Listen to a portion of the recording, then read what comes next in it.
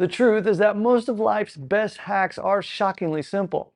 Here's what I got for you today. 5 tips, 0 stress, and results you can feel within a week. Focus on implementing the things in this video and you'll start feeling and moving better sooner than you think. Now first off, pop quiz. How many of these tips do you think will feel like a chore? Here's a hint, not a single one of them. Stick around and see if you agree. Now first off, give your joints some love. Think of this one like oiling a squeaky door. A little bit of joint mobility goes a long way. If you notice stiffness interfering with your normal chores or activities you enjoy, it should be obvious that you need to do something about that. Now, you don't need years of training to determine whether or not you need a little bit more joint mobility in your routine. Just ask yourself these simple questions. Are there movements or positions where I feel my body tightening up and holding me back? What body area is stopping me from doing these things? Is it my hips, my shoulders? Maybe my ankles. What motions am I having the most trouble with? Rotating, bending, forward, backward. Now once you've answered these questions, pick one mobility exercise for that body part and spend a minute in the evening doing it. Seriously, it can be that simple. And just go to this article and choose the movements appropriate for you. Now I've included links to the articles for all of these tips, so just go to the description to get more info on that.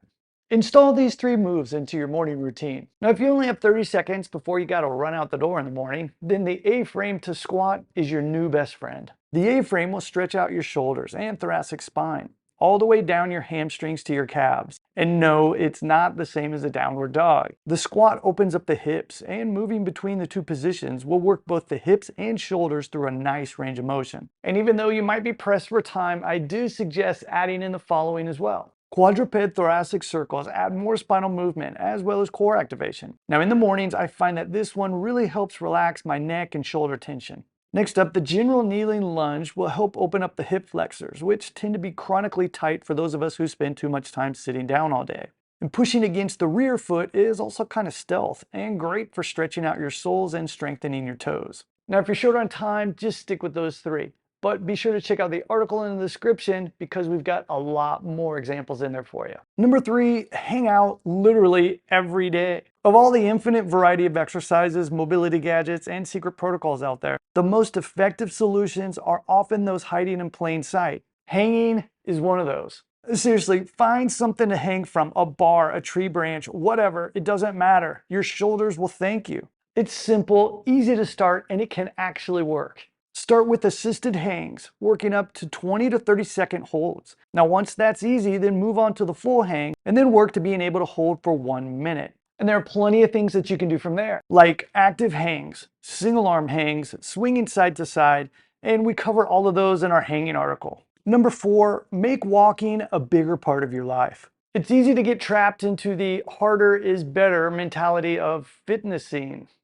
And so when you talk about walking as a form of exercise, it tends to be discussed as an easier alternative for people who are completely out of shape. And by extension, we assume it's not useful for anyone with a good level of fitness. But that's completely wrong.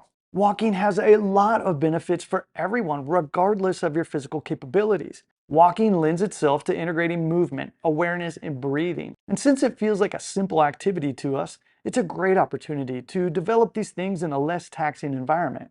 Now you can start off with 5 minutes of walking, or heck, even just 1 minute to begin with. Repeat that every day for a week or so. Then add again another few minutes, and another the next week. It should be painless and effortless progression. Now just keep doing that, and before long you realize that you're doing so much more than you've ever done before. Number 5, just move more. And here's 57 ways to do that.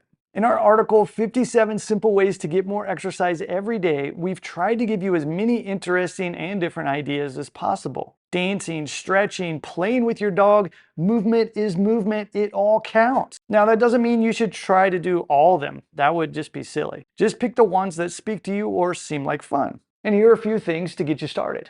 Get a good stretch when walking through doorways. You can practice balance walking throughout your day. You can walk on uneven surfaces. You could lift one leg and close your eyes. That's a tough one. You could even do wall angels. And a squat is even better. Now here's the magic. None of these things are hard. They're not overwhelming and they don't require hours of your time. But the impact, it's huge. Trust me, your body is gonna notice. Now it's your turn.